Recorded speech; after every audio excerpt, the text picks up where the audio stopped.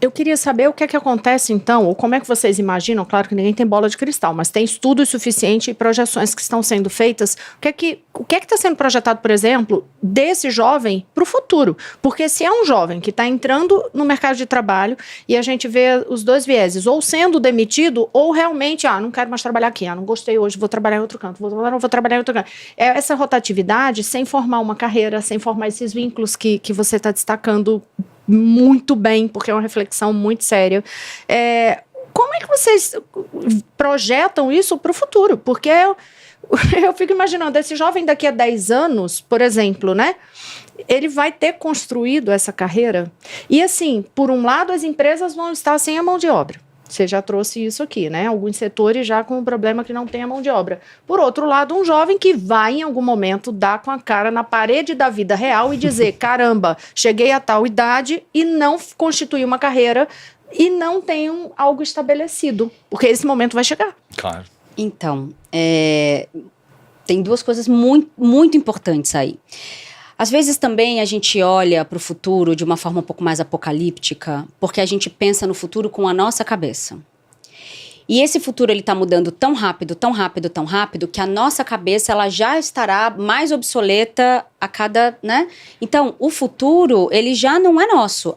O mundo, ele já não é nosso, né? A nós está sendo dado o benefício de permanecer por mais um tempo. Então, eu fico sempre muito assim... as nossas noções de carreira, elas não servem mais. É um fato. Então, esse jovem, ele não vai se angustiar com isso. O que eu fico olhando é o seguinte... Considerando que provavelmente esse jovem não vai herdar um patrimônio, que eu explico sempre o rico do IBGE e o rico de helicóptero, né? Eu explico lá em casa o rico.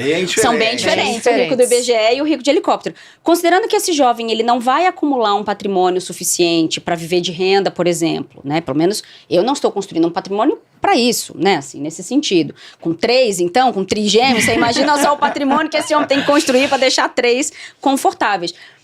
A minha questão ela é muito mais pragmática do sustento. Vai chegar uma hora que não vai ter como se sustentar.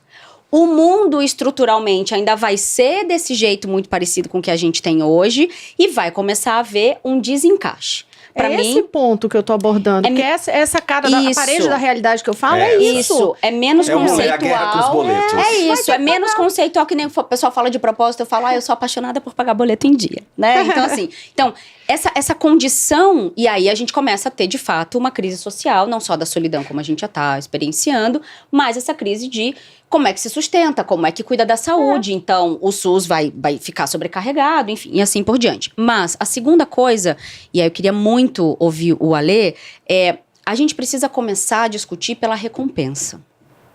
E aí recompensa do ponto de vista mais amplo, expandir o conceito de recompensa, porque claramente as novas gerações, a geração Z, ela entende recompensa de um jeito muito diferente. Por quê?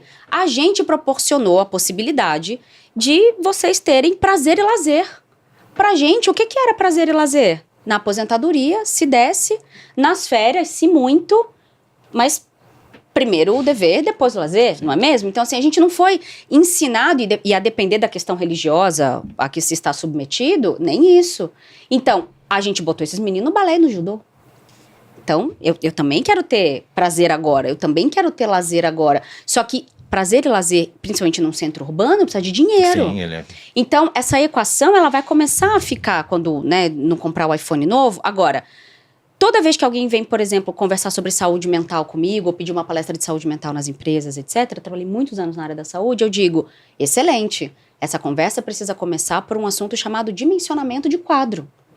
Porque você não consegue discutir, por exemplo, saúde mental, se você precisa ter 19 enfermeiras num plantão de pronto-socorro e tem 11, e tem 9.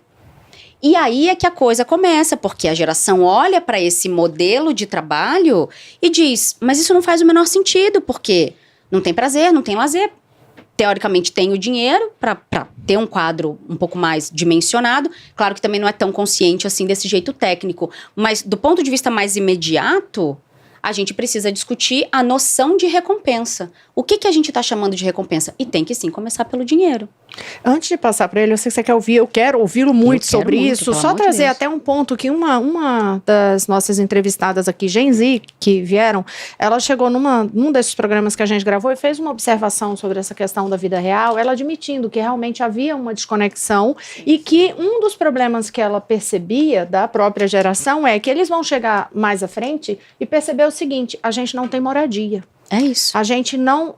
É eles mesmos, né? Porque também é jogar uma outra carga sobre os pais, mais uma, de dizer assim, não, é você que tem que construir o patrimônio para eles, é você que tem que deixar... Exato. E a gente tá cuidando assim, de pais desculpa, idosos? Assim, não, entendeu? Então, assim, eu queria jogar mais isso, porque isso foi, inclusive, uma das constatações, né, Jai, acho que foi a Júlia que fez, eu acho, não foi? Exatamente. Foi a Júlia que ela trouxe isso aqui pra gente. Ela falou assim, a gente talvez, a grande parte, nem tem essa consciência, porque não tá parando pra pensar isso, porque pensa na gratificação de outra forma, mas mais à frente a gente vai se deparar com isso. Cadê a renda que não foi construída? Cadê o imóvel que eu não tenho? Alguns pais vão deixar? Vão, talvez um privilégio de muitos poucos, assim, sabe? De pouquíssimos. Mas e vai ser um estúdio de 32 metros. Sabe? Então... Não, acho que a tua abertura da pergunta ela é importante. Ninguém tem bola de cristal, então isso. Tudo que a gente fala aqui são possibilidades e é muito importante exercitar, visitar essas possibilidades para a gente agir, para chegar em uma e não chegar em outra. Porque algumas serão maravilhosas e outras serão horríveis. Tem que testar, né?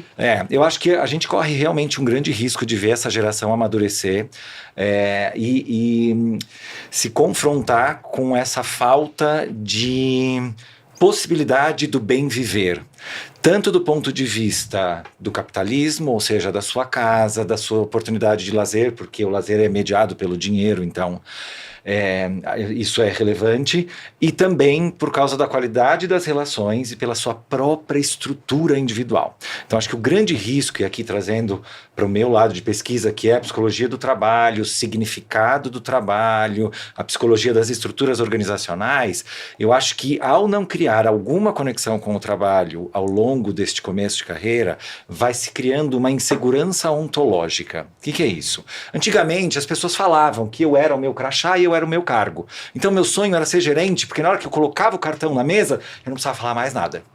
Eu já estava... Eu fui tirando esses símbolos. Depois a gente pode conversar se é bom ou ruim. Foi tirando esses símbolos. Ficou um vazio. Então existe um buraco aqui para dizer quem é que eu sou se eu não sou o eu do trabalho que foi criado há séculos.